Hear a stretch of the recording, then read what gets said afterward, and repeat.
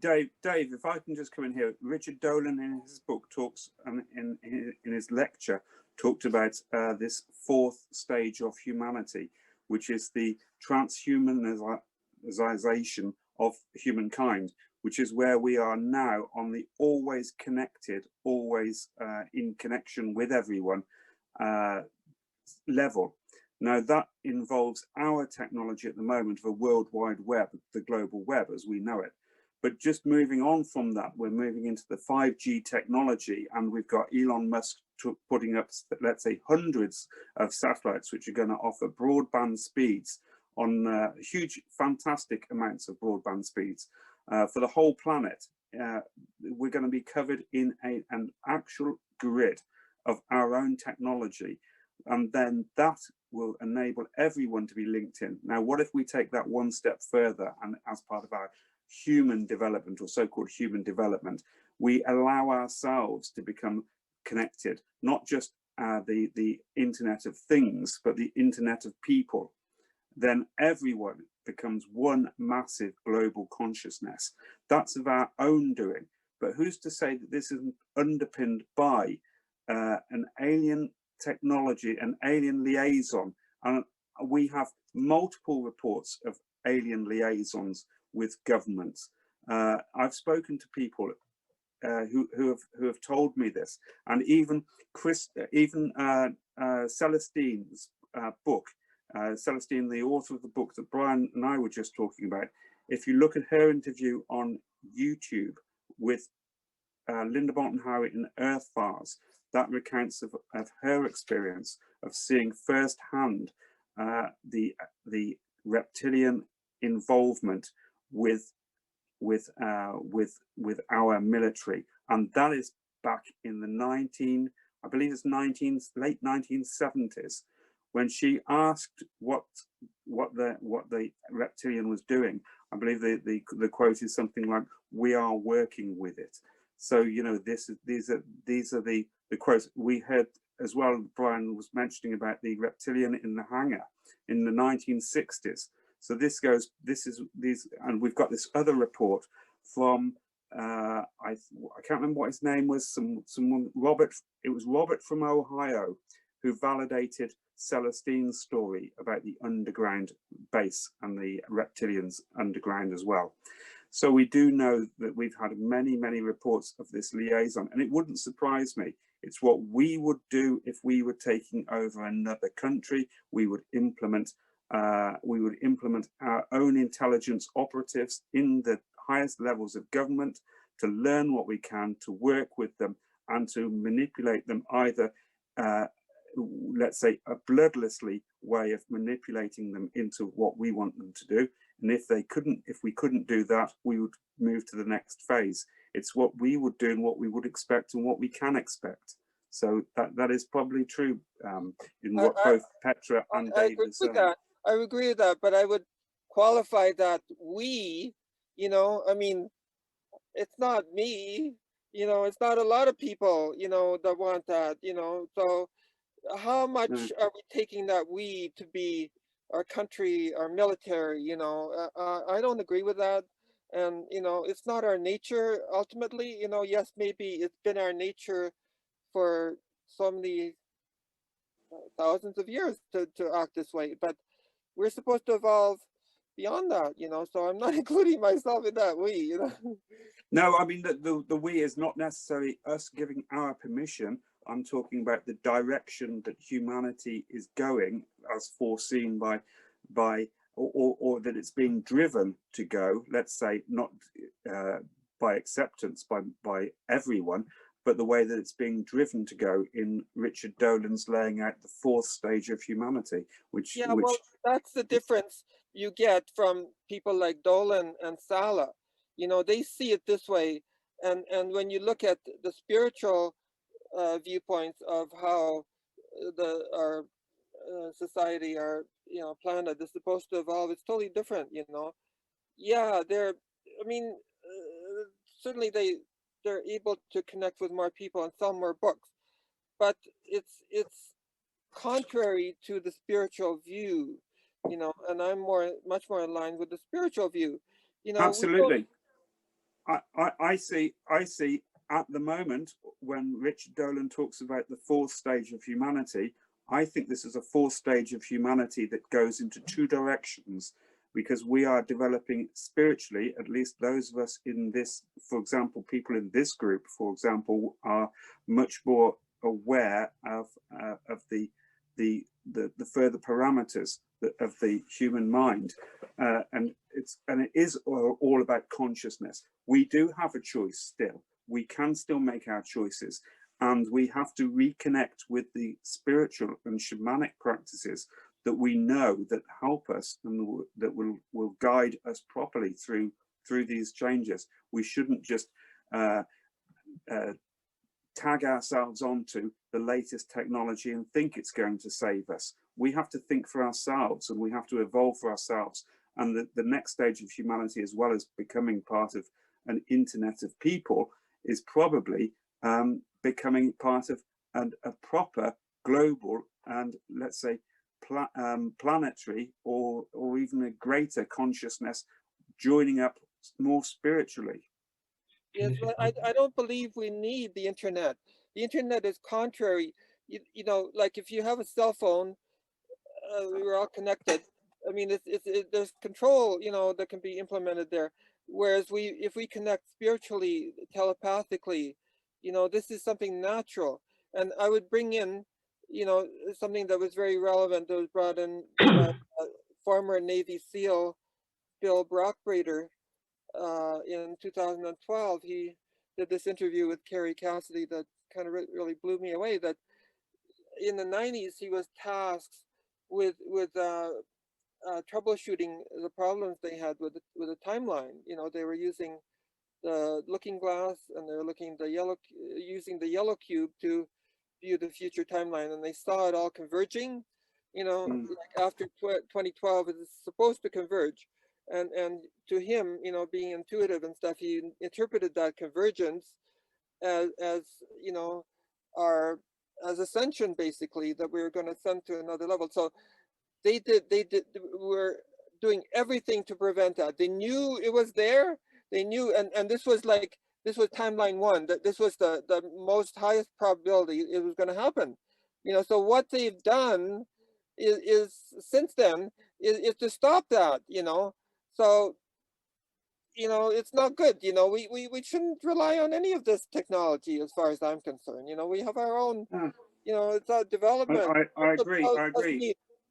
Humans need to think for themselves and do what they need to do, but there is probably a level of coercion and control that's been exerted. I think that is it Norberto? You've got your hand up. I'm sorry, Brian, you're the chairman, but I want to give other people a chance to come in and join this debate. It's fascinating. Yeah, before I bring in Norberto, I just want to comment. Jeff left, but just to answer Petra, Jeff said that, you know, the Greys have quite a spiritual inclination.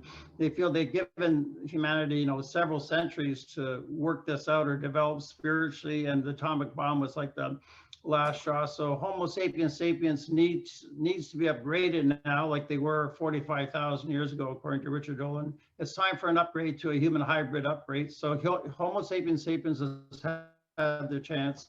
They've got to go. They need to be improved.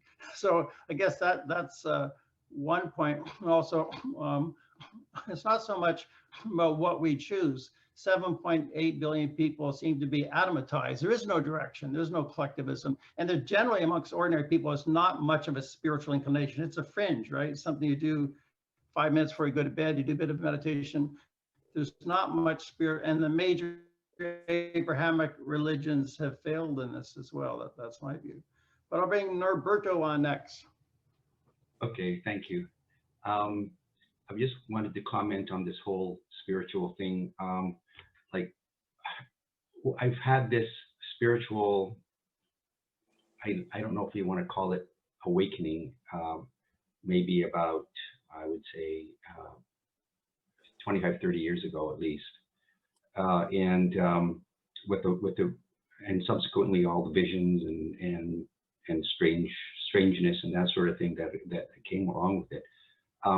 But what I've been seeing is what I think at least at this point in my life, what my opinion is that all this talk about control and all that kind of thing, but the way I look at it, and I may be wrong, right? I have no idea, is that through these visions, understanding that everything is one. So that golden light that I saw, that golden ocean of golden light, is for me the bedrock. It is the base of existence of creation, and it is super hyper intelligent, and we're all connected. We're all part of it. You know, it's like we are particles of this thing.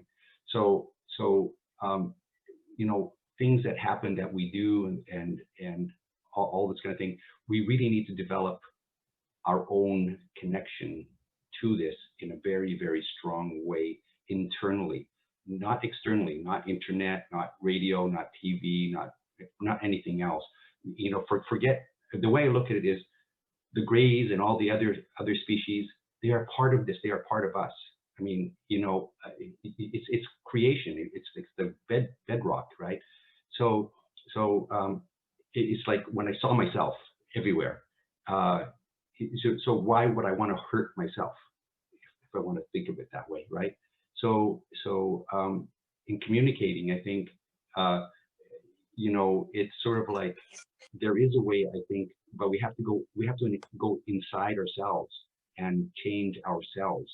And I think that whoever is manipulating the planet, and I do believe it does point to some race, some other ET or whatever interdimensional race.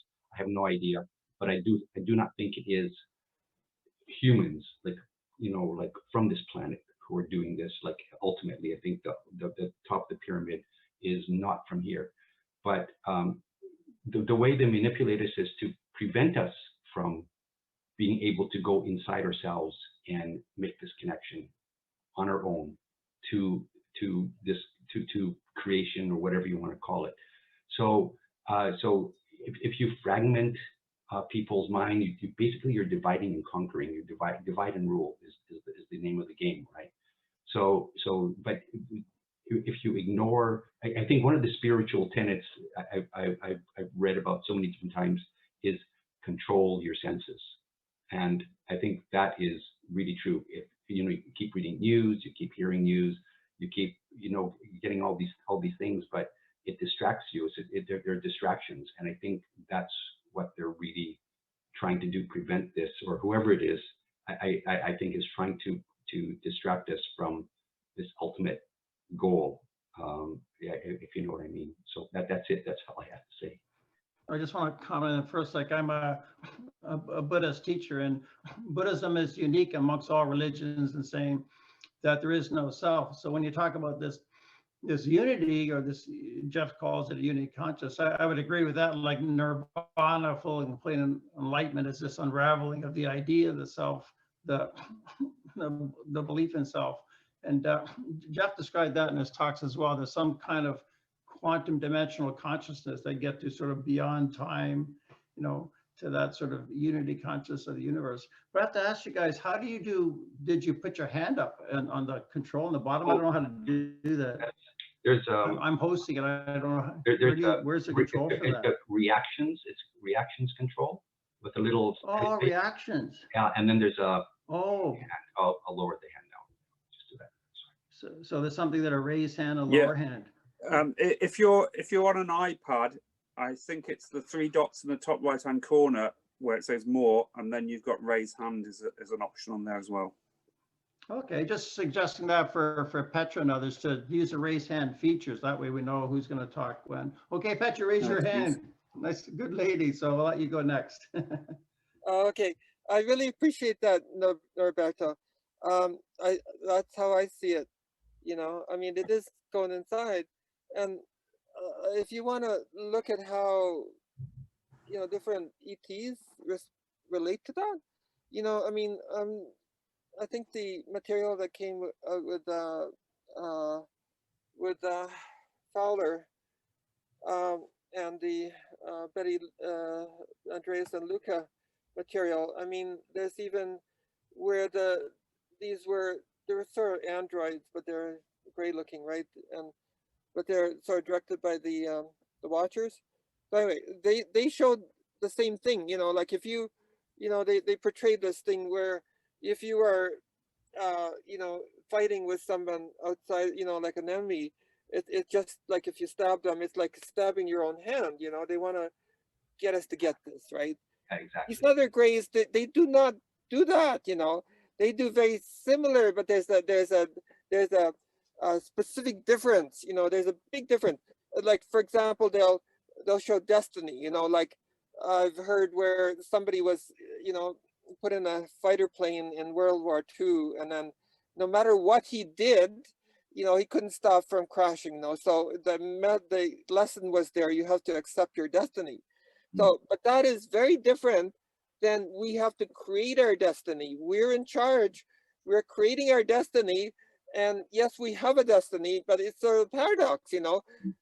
They want, you know, it's so similar, the people don't get it, but there's a big difference in the implications, you know, and what the negative grays teach, and they're so like, oh, we're so enlightened, and you know, you can, you know, and people go, oh yeah, you know, we see that now, but they're manipulating you. There's a big difference there. So yeah, Petra, I'm just thinking of free will, and in Buddhism, it's a paradox. The Buddha, he denied predetermination, and he pretty much denies free will as well, because we have such strong creatures of habitual patterns and karma ripening. It's very profound, sort of paradoxical question about free will. So destiny, I mean, people choose their lives, but we're so interconnected. Anyways, Ian has his hand up next. Ian Sex. I'm going to have to go, I'm afraid, in a minute, but I've got another commitment, and then I've got another fascinating interview to carry out with another abductee, contactee. Like I said, based in Vancouver, in British Columbia as well. So I'm grateful to be part of this debate and the ongoing exploration that we're doing. And thank you, everyone, for having me. It's been fascinating to talk with you all again. And I look forward to joining you at the next presentation. And I look forward to your talk as well, Petra, when you deliver that. I just want to say before I go, Norberto, I would be interested in following up with you about some of your family's experiences, if you wouldn't mind contacting me at some stage. Sure. How do I contact you, though? Well, I'm Ian at earthfiles.com. Ian at earthfiles.com. Yes. Okay. So you can contact me directly there. Okay, thanks. Okay. Thank you very much, Brian. Fantastic presentation. Really enjoyed that. Has Jeff left the? Yeah, Jeff's left already. But thanks, Ian, and really appreciate your input and all of your contacts. You're a great bonus to us all here. Appreciate it. Oh, you should book out 5 hours at least for this. You know, we've only been at it for 2.5. You should book out 5 hours. We've done 8 already at one time. Okay. All the best, then, everyone. I might just switch it over so I can carry on listening while I carry out the other assignments I've got to do. So there we go. Take care. Take care. Bye then. Okay. And I got a comment here from 99 of 1. I just want to suggest 99 of 1 or Marie France, if you want to talk, I can turn off the recording if you want to say anything. 99, yes. Great 199, or do you want to say anything? Well, Great One left the 99 left a comment saying it's all about DNA. She's saying the aliens' interest. She left it in the chat. It's all about the DNA. But for that, it's okay. No. I just wanted to say that I had two different. Or not, but one of the exercises I do, I call it an exercise, but actually it's something I have to do. I feel I have to do is to try and bring up. I don't know how to say, like unconditional love in my heart, and then radiate it out to the entire planet and universe. You just no differences, no. It doesn't matter who anybody is, what they've done, what they will do. It's just pure unconditional love to everybody, and that's an exercise that I try to do. And I think if we could, a lot of us could do that on a daily basis, I think it may sway things. I don't know. Yeah, Buddhists, we call that loving kindness meditation. I've taught that in over 1,000 talks around Vancouver. But yeah, we call it metta friendliness. Yeah, I agree. I do it not every day, but every other day practically. I just want, I misquoted Great 191. She wrote, the most important thing is ET controls humanity's DNA, which is the project that has been going on for a long time. That was her comment. Can I say Yes, it's something a about, project. Yeah, sure, Norberto. about the It's a DNA? I, like years and years ago, after I had my abduction experience, I was around 1993. I don't remember how I came up with this concept, but I got really interested in cymatics. I don't know if cymatics, if you know what cymatics is, C-Y-M-A-T-I-C-S. No, Have you ever seen photos of a liquid or a powder that's been vibrated and it creates this beautiful geometric pattern? Oh yeah, I've seen those. Okay, Yeah. generally it's called cymatics or cymatics, depends on how we Yeah. say it. And so my thought was, you know, regarding DNA, was that DNA is not what makes us who we are. It doesn't make us like whether we're a human being or a wolf or a plant or whatever it is. It actually is our signature in this. It's a vibration. It's a vibrational signature of who we are or what we are. And the vibration is like in kymatics or cymatics, you need a medium, which is usually they use a powder or liquid, and then you need a vibrational source, usually some sort of tone generator or something like that. So a simple tone, and the pattern is exquisitely sensitive, very, very sensitive to, because I've done experiments with this, to both amplitude of the vibration and the frequency of the vibration. So usually it's done with a single pure tone, because that's the easiest way to visualize things, right? So what happens is that the way I look at things, I started looking at things that what if, you know, this universe, you know, this creation, this in the physical universe, if there is this medium. I don't know if it would be called the ether, like which physicists discovered like more than 100 years ago, or decided that probably is the case and that sort of thing.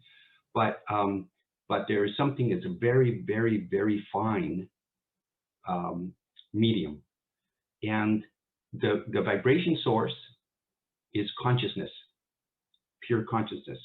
So for human beings, okay, the way I look at it, the cymatic, the vibration that makes us, I liken it to a beautiful symphony instead of a pure tone, which is very simple, very, very rough, right? So here we have this beautiful symphony, and like a symphony, you have the main theme in the song. So the main theme would be, you have a head, a torso, 2 arms, 2 legs, that sort of thing, okay? But the individual little scherzos or something inside the thing, little other tunes that go along inside of it, is what differentiates us physically, like our eyes, our hair color, our race, or whatever it is, right? And so by tweaking, like consciousness makes us, and so my thought was that it's a very crazy thought, but my thought is that the universe, the underlying fabric, as I said before, consciousness, the golden light, whatever, the super consciousness, hyper consciousness, creates us. And I think that's why this pattern, this symphony is very common in the universe. That's why the 2 arms, 2 legs, head, eyes, and that sort of thing. But when you create like other sort of different little changes in this symphony, that's when things get interesting and you have everything else. So basically, when you look at DNA, it is not the thing that makes you, it is actually a solidified or cymatic pattern of our symphony. So if you look at a DNA strand of a person, that is literally their song, if you want to think of it that way.